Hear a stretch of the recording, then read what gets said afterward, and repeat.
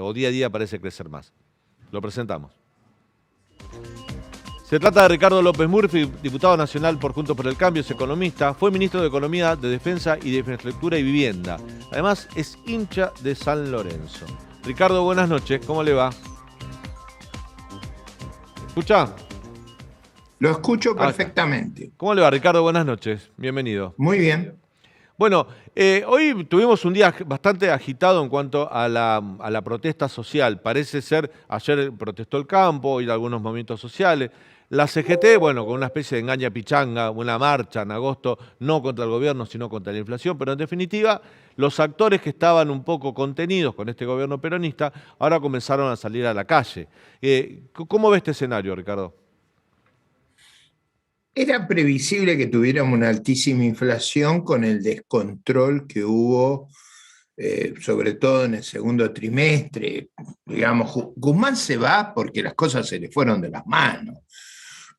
Tuvimos un descalabro fiscal en junio, un descalabro monetario, una expansión extraordinaria. La verdad que a mí me llama la atención como no es más alta la inflación con lo que ha pasado, pero creo que lo va a hacer en agosto, julio y agosto va a ser muy alta la inflación.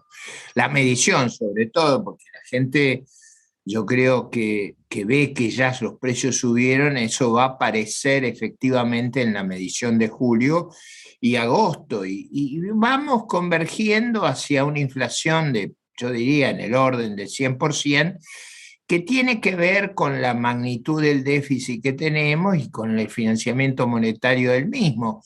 Obviamente, ajustar las cuentas por inflación es lo más regresivo que hay. Lenin decía que para destruir una sociedad había que tratar de provocar la mayor inflación posible, y eso es cierto que lo están haciendo. Ricardo, muchos economistas cuando uno los entrevista arrancan diciendo, ¿por qué está pasando esto? Dice, bueno, el problema es político, la pelea a Alberto-Cristina, la tensión entre el kirchnerismo duro y el presidente Alberto Fernández. Anteponen eso a cualquier cuestión técnica. ¿Usted cree que esa es la verdadera causa o hay errores técnicos también en la gestión de la economía? No, bueno, hubo un desborde extraordinario en junio. Yo creo que nadie ignora eso. Ahora, es verdad que el manejo desaprensivo del gobierno, los conflictos permanentes no han sido un condimento, yo diría, positivo. Yo creo que lo que genera eso es mucho desconcierto, achica el horizonte, hay dudas sobre la fortaleza institucional. Es difícil gobernar peor, eso es cierto, y yo creo que una lección para el próximo gobierno que es muy importante aprenderla ahora es que las coaliciones tienen que ser cohesionadas, con un programa claro, con explicaciones claras, con firmeza, y no dejarse arrastrar por detalles, por enconos personales, por frustraciones, por egos, por ideas disparatadas. Acá hay una conjunción de ideas disparatadas, una alienación de la realidad y una incapacidad de gestionar formidable. Usted lo que está diciendo, Ricardo, es un mensaje hacia adentro de Juntos por el Cambio, digamos, que en el caso de que la Yo gente diría a elija. la sociedad y por supuesto a la coalición opositora, que hay un aprendizaje para hacer. Primero, hay que tener un programa bien diseñado, ese programa tiene que ser realista, tiene que atender los problemas que tiene Argentina, no disfrazarlos, o sea, no soñar con circunstancias que no existen. Hay que ir a los problemas. Argentina está descapitalizada, está sin ahorros, está en una situación donde con un potencial enorme no lo puede aprovechar. Por ejemplo, está muy claro en el caso del gas que hemos tenido una demora enorme en aprovechar precios excepcionales con la segunda reserva de gas del mundo. No se puede hacer, no pueden hacer un gasoducto. Es decir, son muy torpes, y eso creo yo que conjuga con un riesgo país disparatado, que hace que la sociedad se descapitalice y con propuestas que son alienantes, enajenantes. Bueno, todo eso es un cóctel muy explosivo, pero eso no quiere decir que los problemas nuestros no se puedan encauzar desde los educativos a los sanitarios, desde los de la justicia hasta los económicos, desde la infraestructura hasta la defensa. Hay que gobernar de otra manera, con otras reglas, con otra visión del mundo y saldremos adelante. ¿Cómo la ve a Silvina Batakis? Asumió hace poco más de una semana. En realidad lo único que planteó es la continuidad del acuerdo con el Fondo, o respetar el acuerdo con el Fondo Monetario Internacional, que es una especie de hoja de ruta de acá hasta el 2023, pero no pareció anunciar nada extraordinario o nada diferente a lo que venía haciendo Martín Guzmán. De hecho, algunos se preguntaban ¿para qué lo cambiaron a Martín Guzmán o para qué se fue Martín Guzmán si vino una ministra que va a hacer más de lo mismo, ¿no? No, hubo diferencias de decir estupideces, como se decían antes, que teníamos una crisis de crecimiento y todo eso disparate. Ha habido un reconocimiento que hay una situación fiscal desesperante. Yo creo que las medidas tienden a generar una represión del gasto. Hay una forma más inteligente de hacerlo y ahí va la sugerencia. Pónganle, encuadren los de vengado, no la caja. Encuadren lo de vengado en la meta con los ingresos y ahí va de verdad. Eso es un poco más largo para explicarlo al público, pero los que están a cargo saben a lo que me refiero. Pero ¿por qué lo de vengado qué es? ¿Es el compromiso que lo que yo creo que lo que Bataki sale? está haciendo es acumulando deuda flotante, o sea, no paga No paga. y acumula deuda flotante. Lo que yo digo es no acumulemos deuda. Eso Claro. se pone en límite a las partidas que usted autoriza. Y Claro, eso no sí gasta, que... no gasta hoy, pero compromete gasto a futuro. Efectivamente, posterga, que fue lo que ocurrió en la provincia de Buenos Aires cuando asume la CUNSA. ¿Se acuerda que la Sí, CUNSA claro. siempre dice que él no subió la deuda? Y si usted mira los números, claro, da un poco, pero lo que pasó que le dejó una deuda flotante descomunal a Bataki. Yo estoy sugiriendo un camino que es más fuerte, pero que va en línea a encuadrarnos en un programa más razonable. Yo no veo razonable que el Banco Central no ajuste las tasas de los depósitos a plazo fijo a la tasa de inflación. Eso me parece un error muy grande, porque ahí el riesgo más grande que tenemos es que la gente huya de los plazos fijos, pero bueno, eso es y me parece un error no abordar el problema externo. Ese tipo de cambio está muy atrasado y no hay que seguir maquillando y haciendo disparate. Y por otro lado, yo creo que tendrían que tomar alguna medida en algunos rubros, mandarlos al mercado libre, los servicios, las tarjetas, las compras de posición Pero, propia. Ricardo, ahora le voy a preguntar a mi compañero Leandro Dario, pero eso no va a pasar, porque uno también tiene que entender que la gente votó mayoritariamente al Frente de Todos y ellos no creen en esto que usted, en liberar cierta No, política pero no económica. esto no es liberal, esto es aritmético. No, lo liberal es una cosa mucho más compleja. Esto es aritmético. Cuando superamos la aritmética empiezan opciones ya de preferencia por el tipo de vida que queremos vivir. Es verdad que yo pretendo vivir la vida que viven los países de Europa Occidental, los nórdicos, Irlanda. Eso es lo que me gustaría, o Australia, o o Nueva Zelanda. Eso sería Canadá, eso me gustaría a mí. Me gustaría, como decía Sarmiento, parecernos a los países más prósperos del mundo. Eso es lo liberal. Pero eso no es lo que estoy diciendo. Lo que estoy diciendo es cómo hacemos para no volcar, nada más. Leandro. López Murphy, la vicepresidenta no es economista, pero está hablando mucho de economía. Y ella no pone énfasis en Ese es un problema, ¿no? Que usted hable de lo que no sabe es un problema siempre. Ella no pone énfasis en el equilibrio fiscal, sino que habla sobre el bimonetarismo de la economía como un problema, como un diagnóstico al que ella llegó. Sin embargo, no propone una política económica concreta para atacar ese problema. ¿A qué se refiere ella cuando habla de eso y cuál sería la Dios propuesta? sabe, solo Dios sabe. Es decir, problemas de monetariedad o no problemas, ventajas las tiene Uruguay, Paraguay, Bolivia, Perú, y tienen inflaciones muy bajas, les va muy bien, tienen otro clima que el que vivimos nosotros, no entiende nada, es decir, inventa problemas donde no los hay. Que los argentinos van a usar otras monedas con inflación del 100%, pero eso Es una cosa obvia, o sea, que la gente huya del dinero nacional con un banco central que imprime al 100% anual, pero es una cosa obvia. Eso a mí no me produce sorpresa, es lo que dice el libro de texto. Cuando yo empecé a estudiar macroeconomía, lo primero que me impactó fue que la velocidad del dinero se aceleraba cuando se aceleraba la inflación. Eso es una de las cosas primeras que aprendí. Y eso es lo que pasa acá, o sea, cada vez vamos corriendo más rápido. Ahora, eso no hay ninguna paradoja, eso es lo que uno esperaría.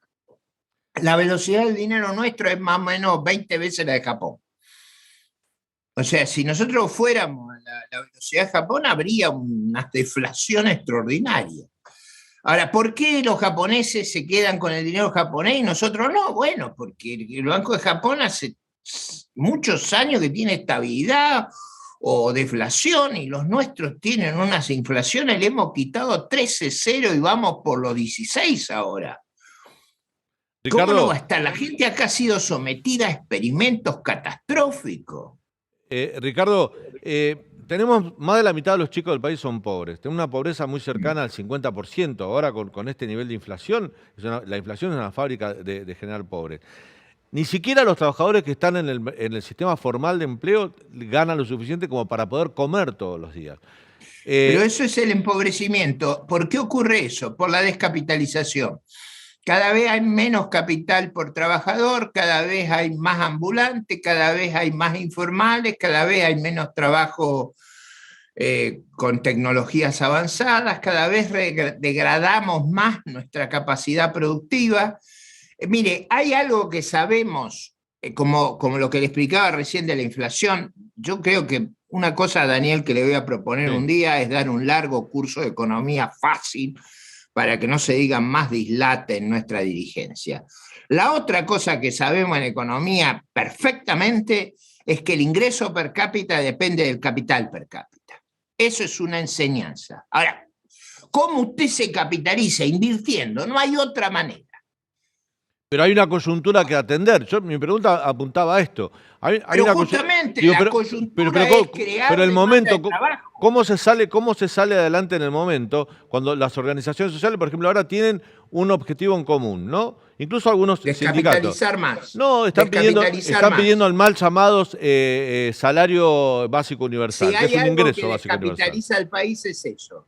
Mm. Eso asegura el fracaso de todo. Eso asegura el fracaso.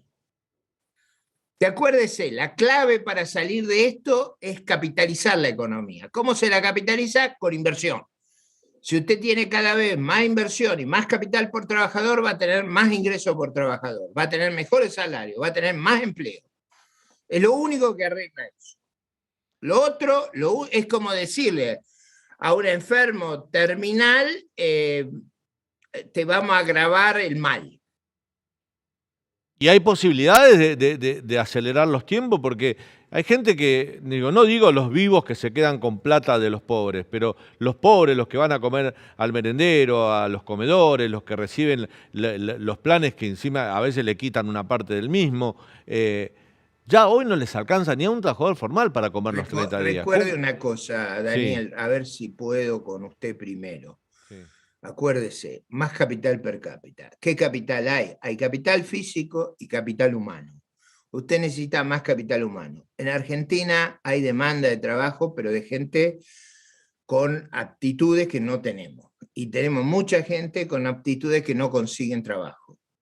Tenemos que cambiarlas. Eso es un proceso, El capital humano es 4 veces más importante que el capital físico. Construir eso requiere un buen sistema educativo. Son las cosas que resuelven los problemas, no son inmediatas, son cuestiones que llevan tiempo.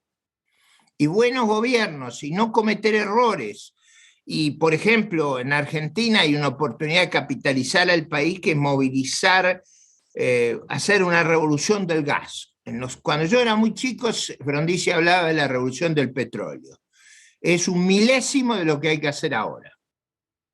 Yo le Y pregunto, conmocionó al país. Le digo, usted no sabe lo sí. que era el conflicto que había por la revolución del petróleo.